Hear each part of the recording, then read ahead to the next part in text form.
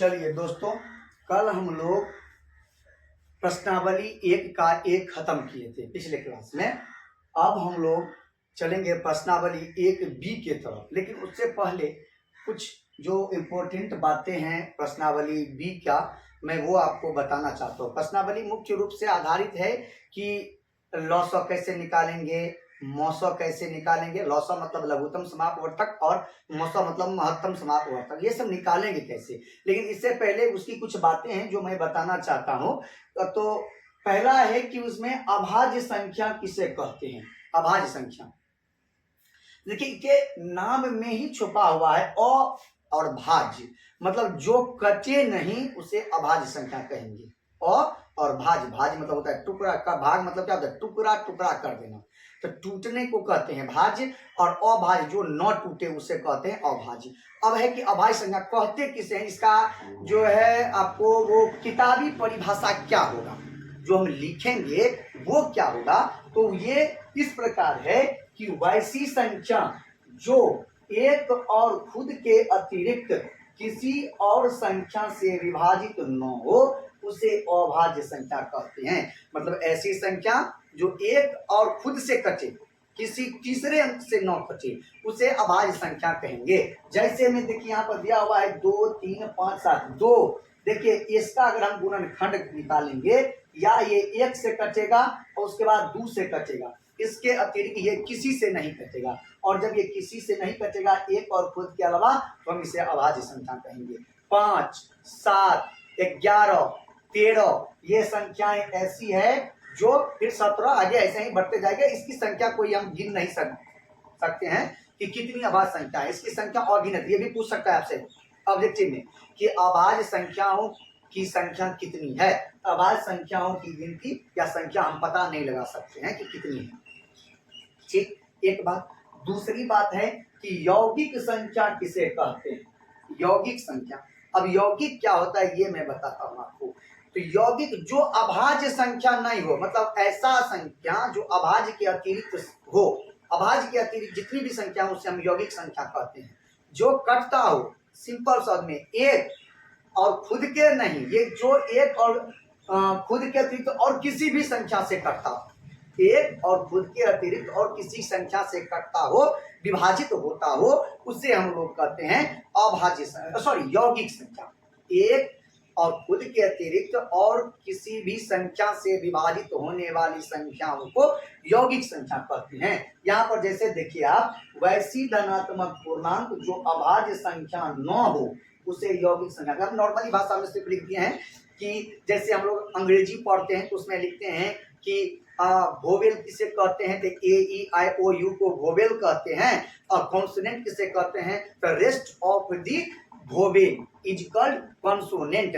मतलब कि वोवेल को छोड़ के ABCD की जितने भी अक्षर हैं हम उसे कॉन्सोनेंट कहते हैं। वैसे ही अभाज्य संख्या को छोड़ के जो भी है हम उसे क्या कहेंगे, यौगिक संख्या। या दूसरा भी मैंने आपको परिभाषा बता ही दिया कि जो एक और खुद के अतिरिक्त और भी संख्याओं से विभाजित होती हो उसे अभाज्य संख्या यौगिक संख्या कहते हैं। जैसे 6, 8, 9, 15, मैं यहाँ 6 लिखता हूँ। देखिए ये किन किन चीजों से कटता है, 1 से कटेगा ही कटेगा, 2 से भी कटेगा, 3 से भी कटेगा, 4, 5 से नहीं, फिर 6 से कटेगा। तो ये बहुत सारे अंकों से विभाजित होती है, तो हम इसे कहेंगे कि ये यौगिक संख्या है। अब चलते हैं, कुछ और बात है कि एक क्या है। हम गिनती शुरू करते हैं एक से, तो एक क्या है, तो एक के बारे में लिखा हुआ है, एक न तो अभाज्य संख्या है और न ही यौगिक संख्या है। एक किसी भी संख्या के अभाज्य या यौगिक के श्रेणी में एक नहीं आता है। दूसरा है कि सबसे छोटी सम अभाज्य संख्या क्या है, तो 2 सबसे छोटी सम अभाज्य। आपसे पूछा जाए कि सबसे छोटी अभाज्य संख्या क्या है, तो हम सिंपल में लिखेंगे कि 2 सबसे छोटी अभाज्य संख्या है। ठीक है। अब इसमें एक सूत्र है कि मौसौ गुना लौसौ बराबर पहली संख्या या दूसरी संख्या ये होता है। अगर आपके पास 2 संख्या है तो लौसौ और मौसौ कैसे निकालेंगे ये मैं आपको बताऊंगा। लेकिन पहले मैं सोचा कि सारा इस चैप्टर में जो भी थ्योरी है मैं वो पहले बता दूं कि कैसे क्या आता है। तो इसके लिए देखिए मैंने इसका एक इसमें इस सूत्र का बहुत इस्तेमाल है कि मौसा गुना लौसा बराबर पहली संख्या, तो ये एक मेन सूत्र है इस प्रश्नावली का। लेकिन इस एक सूत्र से आपको 4 सूत्र बनेगा। कैसे, देखिए कि आप जब प्रश्न बनाना शुरू करेंगे इस अध्याय का, तो उसमें क्या रहेगा, ये देखिए इसमें 3 चीज है। एक है मौसा, दूसरा है लौसा, तीसरा है पहली संख्या और चौथा है दूसरी संख्या। हम बचपन से पढ़ते आए हैं कि अगर x y का मान हमें निकालना हो और किसी एक का मालूम हो हमको, अगर दे दिया जाए कि x प्लस y बराबर 5 और पहले से दिया हो x बराबर 2, तो हम कैसे इसको बनाते थे कि x के जगह पर 2 रख दीजिए, x का मान प्लस y बराबर 5, फिर y बराबर 5 और इस 2 को इधर भेज दीजिए, प्लस में है तो माइनस में आ जाएगा, तो y बराबर 3। मतलब कि हमें जब 2 चीज में से एक चीज का मान दिया हुआ हो, 2 वेरिएबल्स हो और एक का मान पता हो, तो हम दूसरी का मान ज्ञात कर सकते हैं। ठीक उसी प्रकार इसमें भी यहाँ पे 4 चीजें दी हुई है, जिसमें से आपको 3 चीजें हमेशा दी हुई रहेगी, आपको चौथी निकालनी है। अभी देखिए तो इसमें से 4 सूत्र बनेगा और उस चारों सूत्र को हम बनाएंगे कैसे, वो देखिए।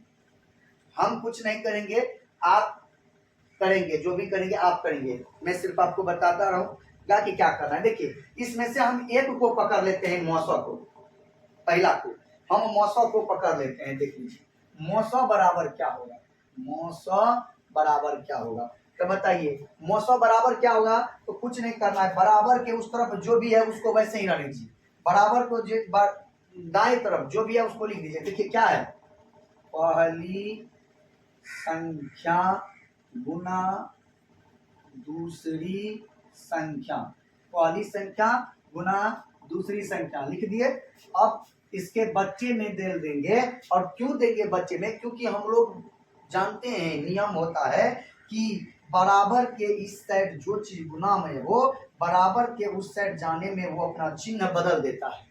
जब बराबर के उस साइड जाएगा तो अपना चिन्ह बदल देगा, और जो प्लस में है वो माइनस में हो जाता है, और जो भागा में है वो गुना में हो जाता है। तो ये गुना में है तो भागा में हो जाएगा, और यहाँ पर आ जाएगा लॉस।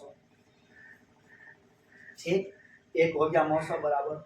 दूसरा है फिर लॉसा बराबर क्या होगा, लॉसा बराबर क्या होगा, ठीक उल्टा कर देंगे, इसको यहाँ भेज दीजिए, इसको यहाँ भेज दीजिए, क्या हो जाएगा, पहली संख्या गुना दूसरी संख्या बटे मौसा। ये हो गया। हम बोले थे कि 4 को बनेगा, तो 4 को बनेगा कैसे। इस अब की बार क्या करना है, हम लौसा और मौसा को पकड़ लिए थे, अब हम क्या करते हैं कि हम पहली संख्या को पकड़ लेते हैं, बराबर के दाएं साइड वाले का काम करते हैं।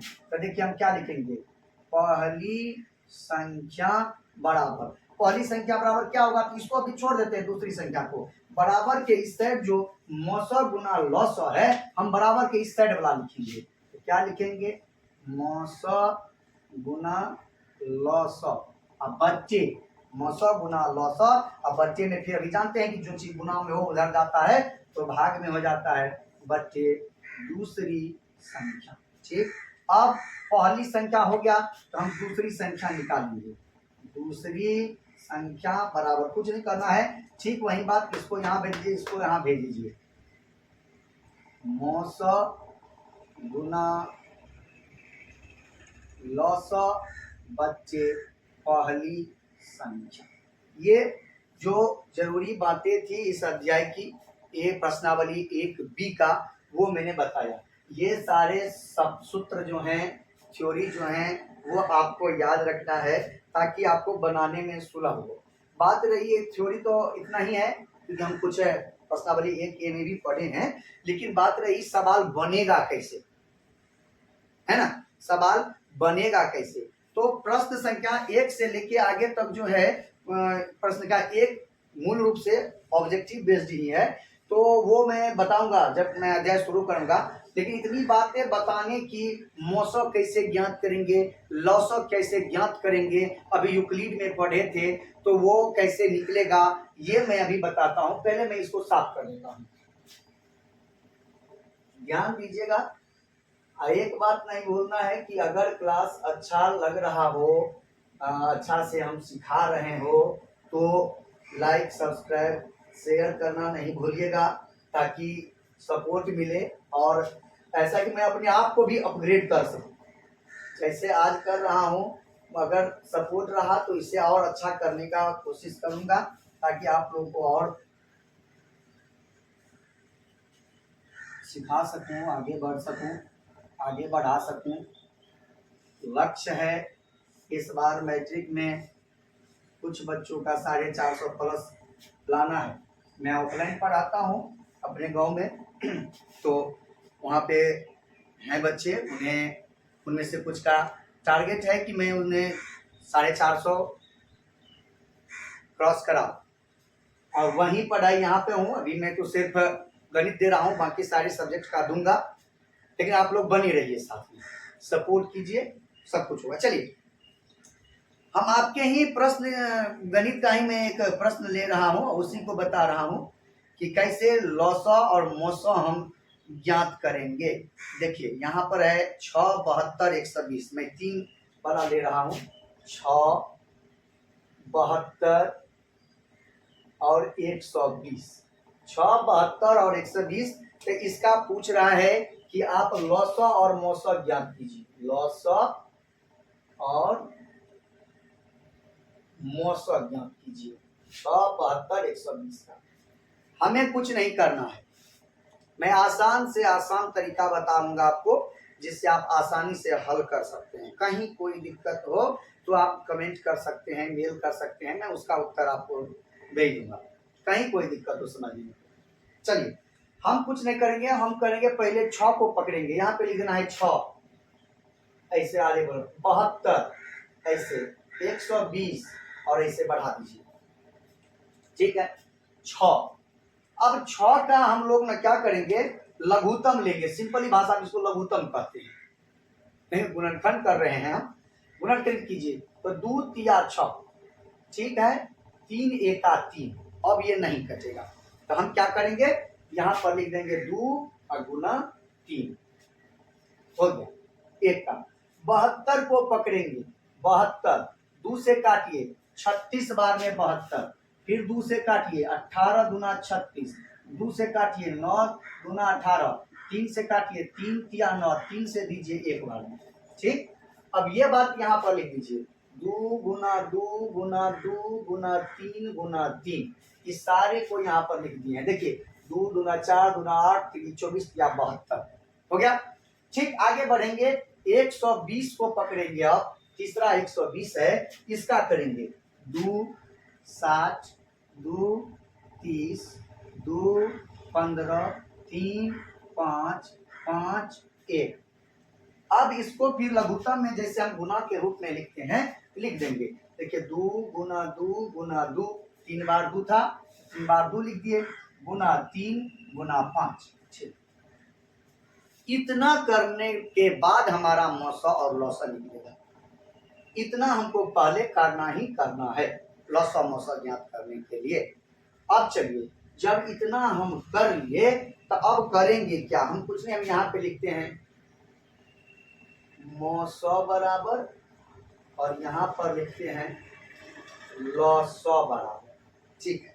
तो मौसा बराबर क्या होगा, देखिए आपको तीनों में देखना है कि तीनों में कौन कौन सा चीज कॉमन आ रहा है।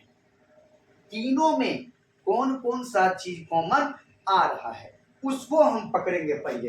देखिए इसमें भी 1 2 ऐसे करके 1 2 कॉमन आ गया, तीनों में होना चाहिए। अगर 2 वाला रहेगा, जिसमें मान लीजिए क्या 120 नहीं था, सिर्फ 2 गो था, तो दोनों में होना चाहिए। 4 वाला रहेगा तो चारों में कॉमन होना चाहिए, ठीक है। 2 कॉमन आ गया। अब इसमें एक 3 है, तो 3 देखिए सब में है, हाँ इसमें भी है और हाँ इसमें भी है, तो ये एक 3 कॉमन आ गया, ठीक है। अब देखिए इसमें तो और भी 2 है, लेकिन ऊपर वाले में नहीं है, तो ऊपर वाला में नहीं है तो बात खत्म हो गया। होना चाहिए तीनों में, हमने बोला अभी प्रति कॉमन तीनों में से लेंगे। इसमें भी 5 है, लेकिन दोनों में 5 नहीं है, तो उससे हमको मतलब नहीं है। अब देखिए, तो हमारे जो कॉमन आया है वहां वो उसको हम यहाँ पर लिख देंगे। एक बार 2 आया, एक बार 3 आया, 2 और 3 को गुना कर दीजिए 6, मतलब इसका महत्तम समापवर्तक 900 होगा 6। जो 3 अंक व 3 वाला हो, 3 स्टेप वाला तो 3, 2 स्टेप वाला हो तो 2, 4 स्टेप वाला हो तो 4, जो सभी में कॉमन आएगा वो होगा 900। ये नियम है। आप यूक्लिड में भाग की विधि से बनाते थे, यहाँ पर भाग की विधि से नहीं, ये गुणनखंड विधि से होता है। और गुणनखंड विधि से कैसे निकलते हैं कि 100 का पहले लघुत्तम करके गुना में लिख देंगे और उसके बाद देखेंगे कि जो जो 100 में कॉमन आता है वो हमारा 900 होगा। अब है कि लॉसॉ क्या होगा, सेम उपाय लॉसॉ का भी है। लॉसॉ का क्या उपाय है, जैसे देखिए 2 हमारा 100 में मिला हुआ है, मिला है ना, हमको 100 से मिला हुआ से मतलब नहीं है कि 2 100 में मिला कि नहीं, 2 100 में है तो 100 से ज्यादा कौन में है, 900 में था, ये तीनों में मिलना चाहिए, लेकिन 900 में मिलना नहीं चाहिए। अगर 2 है तो 100 से ज्यादा कौन में है, तो देखिए इसमें 1 गो है मात्र, इसमें 1 2 3 और इसमें 1 2 3, मैंने 100 से ज्यादा वाला 3 गो है तो लिख देंगे 2 गुना 2 गुना 2, 3 गो वाला था तो 3 बार लिख दिए। ठीक, दूसरा ये देखिए 3 है 100 में 3, लेकिन जब 100 में 3 था तो हम कॉमन ले लिए थे तो वो हो गया था हमारा महत्तम का पार्ट। लेकिन फिर 2 जैसे इसमें सबसे अधिक बार था वो पकड़ लिए थे हम, वैसे ही देखेंगे कि 3 सब में है लेकिन सबसे अधिक बार क्या में कौन में है, तो देखिए इसमें 1 बार, इसमें 2 बार, इसमें 1 बार, तो सबसे अधिक क्या बार 2 बार, तो इसको लिख दीजिए 3 गुना। ठीक, ठीक है, आगे बढ़ते हैं। और इसके अलावा देखिए एक इसमें क्या है 5 है जो और किसी में नहीं है, तो जो नहीं है किसी में, अकेले में है, किसी एक वो में है तो उसको भी लिखेंगे। 3 बात नोट करना है। पहला बात कि मौसम के लिए जो सभी में मिले वो मौसम होगा। ठीक, लौसम में सब में मिले तो ठीक है, सब में अगर मिला तो सबसे अधिक बार जिसमें होगा वो हम लिखेंगे। सब में मिला तो सबसे अधिक बार जिसमें होगा हम वो लिखेंगे। और सबसे अधिक बार वाला लिखने के बाद अगर जो किसी में नहीं भी है तो उसको भी लिखेंगे। जैसे 2 सबसे अधिक 3 बार था तो वो लिखे, 3 सबसे अधिक 2 बार था तो वो लिखे, और 5 और किसी में नहीं है तो 5 भी लिखे। तो 5 लिख दिए और सबको गुना कर दीजिए। देखिए 2 दूनी 4, 4 दूनी 8, 8 तीनी 24, 24 या 72 और 72 पंचे 360। ये आपका हो गया लॉस। मौसा और लौसा गुणनखंड विधि से हम कैसे ज्ञात करेंगे ये हमने आज आपको बताया। एक बी का बहुत सारा प्रश्न इसी पर है और एक बी का जो ऑब्जेक्टिव पार्ट है वो सारे कल मैं एक बी पढ़ाऊंगा और अगले क्लास में एक बी 1-2 क्लास में शायद खत्म नहीं हो जाना चाहिए क्योंकि प्रश्न उसमें कम है। तो कल इसके प्रश्न कैसे बनेंगे 1 नंबर से मैं सारा वीडियो बनाऊंगा, क्लास अपलोड कर दूंगा, आप लोग देखिएगा। और अगर अच्छा लगे तो लाइक, सब्सक्राइब और शेयर करना नहीं भूलिएगा। हमारा फेसबुक चैनल है अनाया कोचिंग सेंटर के नाम से, फेसबुक पर जाइएगा और मेरे चैनल को फॉलो कीजिए। यूट्यूब पर @अनाया कोचिंग सेंटर 2021 सर्च करना है और सेम चीज आपको इंस्टाग्राम पर भी जाके फॉलो करना है। इंस्टाग्राम पर भी सेम @अनाया कोचिंग सेंटर 2021 उसमें भी जाके डालना है, आपको आईडी मिल जाएगा। फॉलो कीजिए और ऐसे ही लगातार बने रहिए और सपोर्ट कीजिए ताकि जितनी अच्छी और जितना ज़्यादा हो सके अपग्रेड करके आप लोगों के पास पहुंचाता रहूं। क्योंकि जो चीज़ है वो दान करने में, देने में दूसरों को संकोच नहीं करना चाहिए। है तभी दीजिए, नहीं है फिर तो कोई नहीं देता है। चलिए फिर मिलते हैं अगले क्लास में।